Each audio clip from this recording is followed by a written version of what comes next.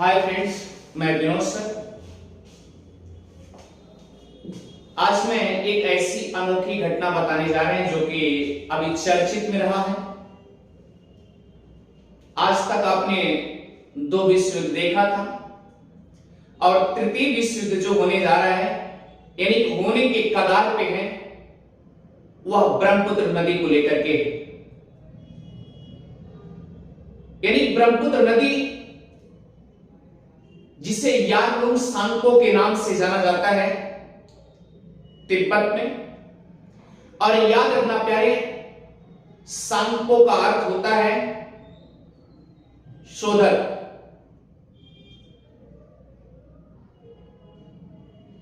और ब्रह्मपुत्र जो है, ब्रह्मपुत्र यानी बताया गया कि ऋग्वेद में एक ऐसी नदी है जो पूरा केवल मैस्कुलिन जेंडर अर्थात पुल्लिंग का भेद कराता है। दूसरी बात यह है प्यारे कि बाकी सभी नदियां स्त्रीलिंग हैं। एक अपवाद के रूप में केवल ब्रह्मपुत्र नदी को छोड़ करके प्यारे ध्यान दीजिएगा। सवाल इसका नहीं है, सवाल यह है कि आज तक तो जो भी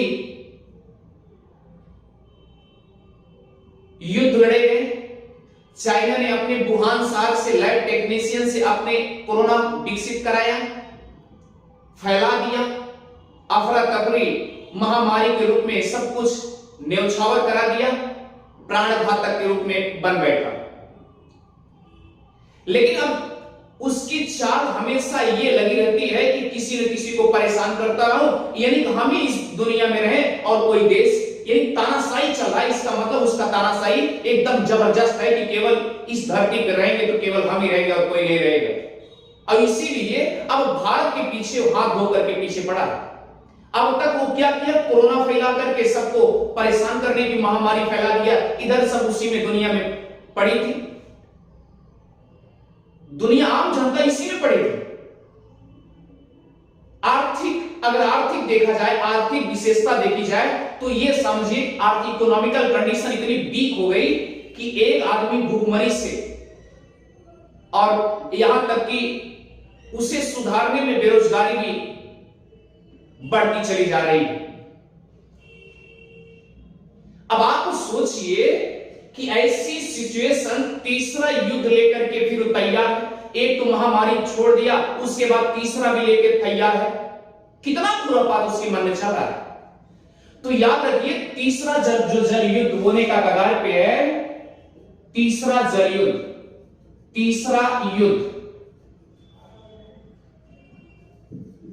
तीसरा युद्ध जो है प्यारे, वह जल युद्ध होगा। तीसरा जो युद्ध होगा वह जल युद्ध होगा। ये चाइना और किसके बीच होगा? भारत और चीन के बीच। भारत और चाइना के बीच होगा तीसरा युद्ध। और याद होगा, ये जो मुद्दा है केवल जल को लेकर के है प्यारे। आपको बता दें, यानी कि जल का समझौता हुआ था। जल का समझौता हुआ था हेलसिंकी में समझौता हुआ। अब आप पूछेंगे सर हेलसिंकी कहां है प्यारे? तो याद रखिए फिनलैंड में। और हेलसिंकी में यानी कि जल से रिलेटेड हमें लगता है कि गाइडलाइन अगर जारी की जाती है तो हेलसिंकी से ही की जाती है। अगर जल से संबंधित यानी कि किस नदी पर डैम बनाना है और किस नदी का पानी रोकना है, यानी इंडिया, स्पेशल इंडिया की नहीं, इंटरनेशनल की बात की जा रही है, अंतरराष्ट्रीय की बात की जा रही। और अंतरराष्ट्रीय में जल का जब भी मुद्दा सुलझाया जाता है प्यारे, तो हेलसिंकी फिनलैंड में समझाया जाता है। 1966 में एक समझौता हुआ था भारत और चाइना के बीच कि जल का जब भी आदान प्रदान होगा एक समझौते के तहत होगा।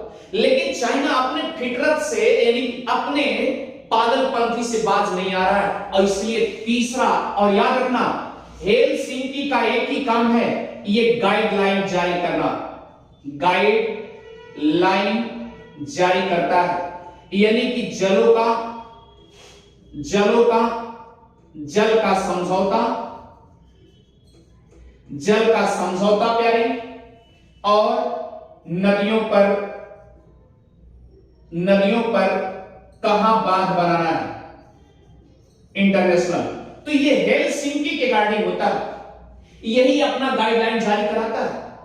और इसी गाइडलाइन के जरिए ही किसी जल के तहत समझौता होता है, और किसी नदी के जल पर डैम बनाया जाता है, बांध बनाए जाते हैं। ये केवल हेलसिंकी के गाइडिंग होता है। तो ये 1966 में समझौता हुआ था प्यारे, भारत और चीन के अर्थात विवादों को लेकर के, जल के विवादों को लेकर के। और आज तीसरा जो युद्ध होने जा रहा है वह है ब्रह्मपुत्र के नदी को लेकर के प्यारे। इसका मतलब 2 तो विश्व युद्ध हमने झेल चुके हैं, इधर कोरोना काल भी हमको प्रताड़ित कर चुका है, आर्थिक इकोनॉमिकल कंडीशन वीक हो चुके हैं, और तीसरा युद्ध भी कराने की तैयारी में साजिश में रचा हुआ अपने पेटरत से। और जब इससे कुछ पूछा जाता है, यानी मीडिया वालों को भी रोक रखा है, यानी इससे प्रसारित भी अगर पूछा जाता है तो बोलता है कि ऐसा कुछ नहीं। सोचिए, इतना खुरापात कर रहा है। तो प्यारे ध्यान दीजिएगा, सबसे पहले अब हम चलते हैं ब्रह्मपुत्र नदी को लेकर के।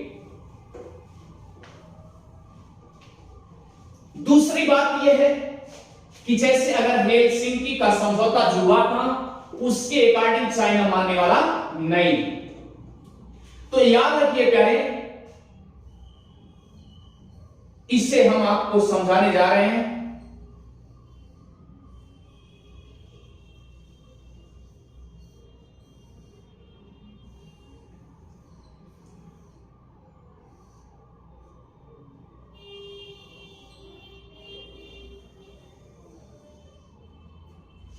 याद रखिए प्यारे, पहली चीज तो यहां आपका ये कैलाश पर्वत है,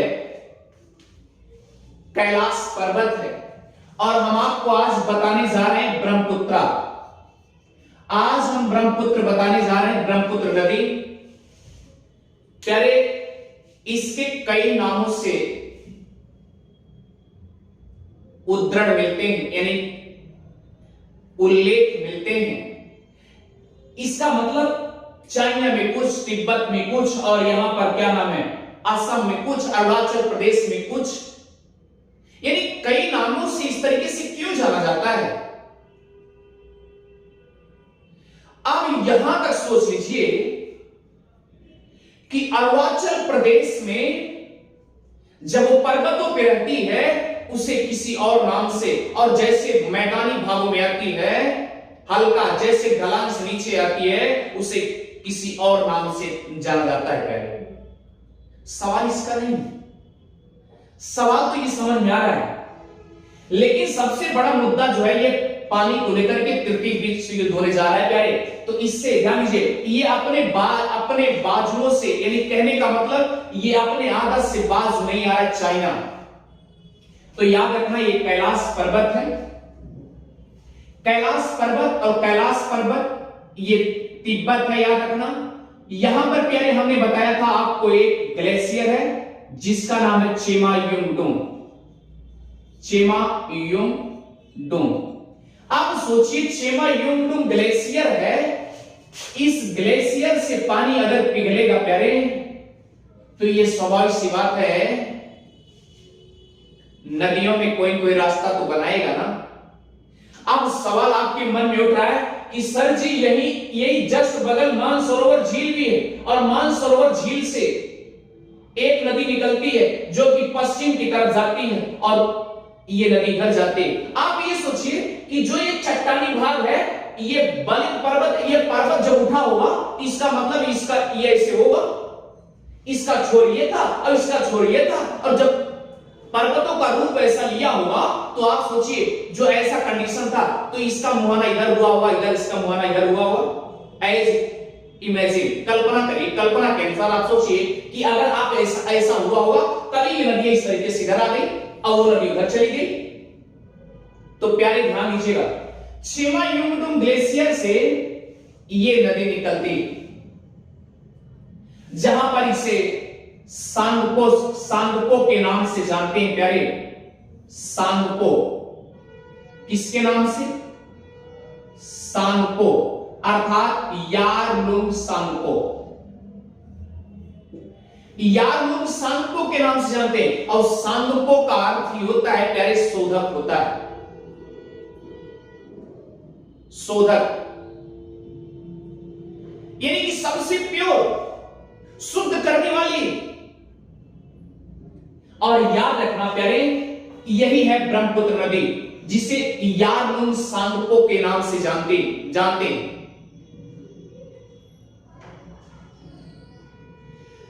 इसे तिब्बत में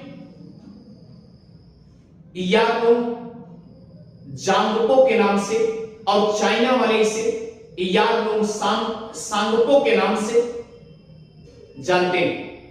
और याद रखना प्यारे, और जैसी ये नदी आती है, अब सोचिए, यदि अरुणाचल प्रदेश में जैसी जैसी एंट्री करती, अभी हम ब्रह्मपुत्र नदी पढ़ा नहीं रहे, केवल डैम के बारे में बता रहे, बांध के बारे में बता रहे। या अरुणाचल प्रदेश में एंट्री करने से पहले 30 किलोमीटर पहले, अर्थात 30 किलोमीटर पहले यहां पर एक बांध बनाने जा रहा है चाइना, जिसका नाम है three George's dam, George's dam बांध।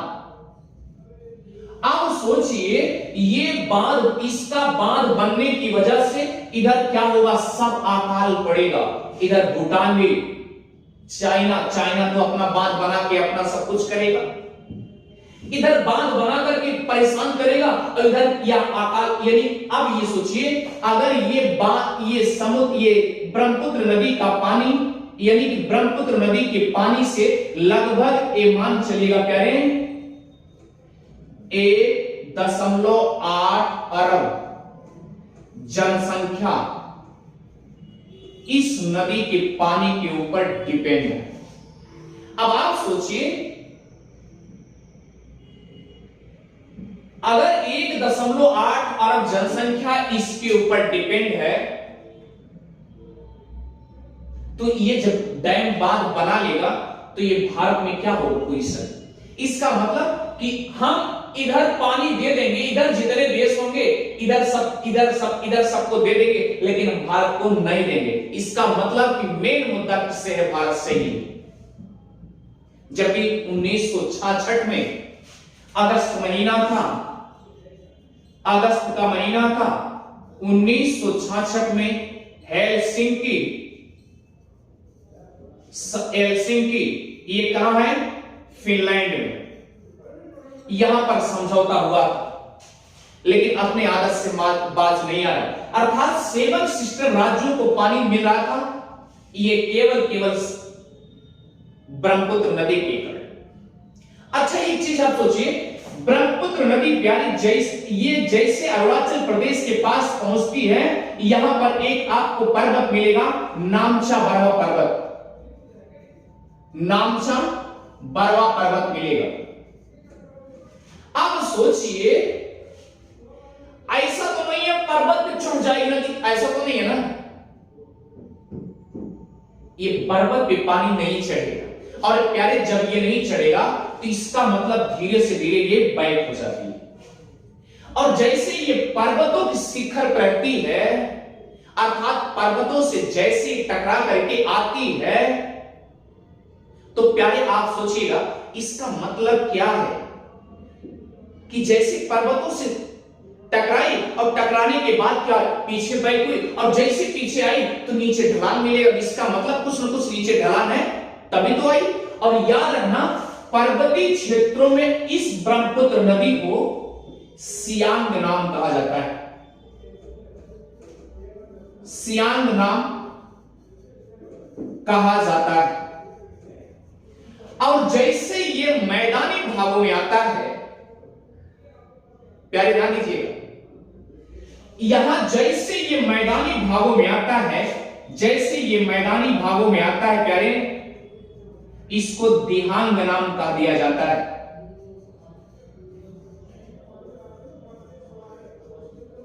और याद रखना, अरुणाचल प्रदेश में एक जनजाति पाई जाती है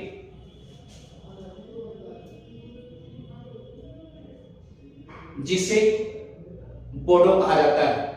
अब बोडो लोग ही, यानी कि अरुणाचल प्रदेश और ये असम के बॉर्डर पे एक बोडो पाई जाती, जनजाति पाई जाती है, और वही बोडो जो है इसको प्यारे क्या कहती है, भुल्लुम बुथुर, भुल्लुम भोथुर। इस नदी का नाम भुल्लुम भोथुर कह दिया जाता है, बोडो जनजाति कहती है। अब सोचिए प्यारे, इतनी जनजातियां और इतनी जनसंख्या इसके ऊपर डिपेंड है प्यारे। और जैसे ये असम में आती है प्यारे, तो इसको ब्रह्मपुत्रा नाम दे दिया जाता है। और ब्रह्मपुत्र का शाब्दिक अर्थ बताया गया ब्रह्मपुत्र, ब्रह्मा का पुत्र, ब्रह्मा का पुत्र। अब इसीलिए ब्रह्मा का पुत्र होने के कारण इसको प्यारे मैस्कुलिन जेंडर अर्थात पुरुष जाति का बोध कराता है।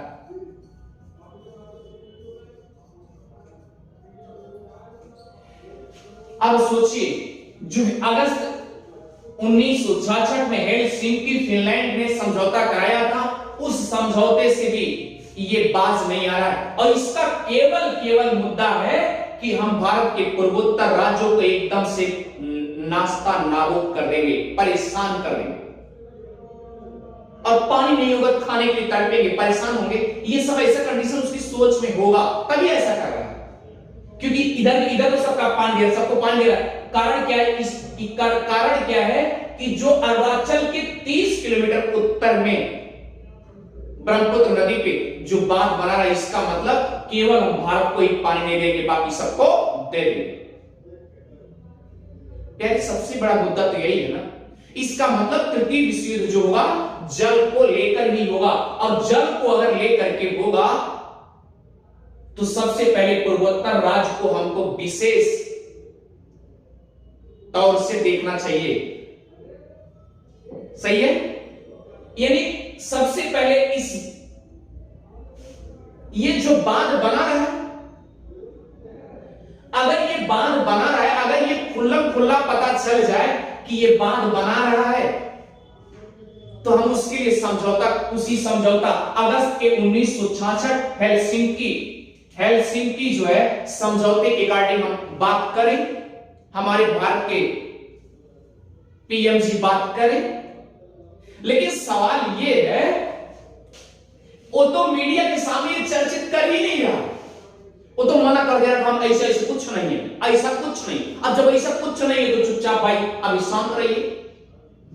तो इसका मतलब अगर आकस्मिक कोई चीज बनेगा और आकस्मिक कोई चीज तैयार हो जाएगा, स्वाभाविक सी बात जंग छिड़ेगी। तो ये इस तरीके से आपके ब्रह्मपुत्र नदी के बारे में था प्यारे। और याद रखना, ये ब्रह्मपुत्र नदी जो है आज भी विवाद बना हुआ है और विवाद बना रहे, क्योंकि चाइना खुरापात, उसके मन में कुछ न कुछ खुरापातियां चल रही हैं। मैंने आपसे बता दिया कि 1.8 अरब जनसंख्या इसी के ऊपर डिपेंड है। आप उम्मीद लगा सकते हैं कि क्या करने वाला है। उम्मीदें हैं कि अगर ये आप अपने माइंड सोचिए कि अरुणाचल के नॉर्थ में 30 किलोमीटर पे एक बांध बना रहा है, और याद रखना यहीं पर एक हुगोई प्रांत है, हुगोई प्रांत है,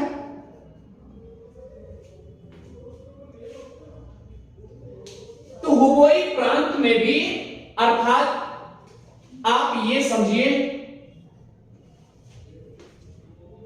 हुगोई प्रांत जो है ये भी ध्यान दीजिएगा, ये भी अपने आप में यांगसी जो नदी है यहां भी विवादित है,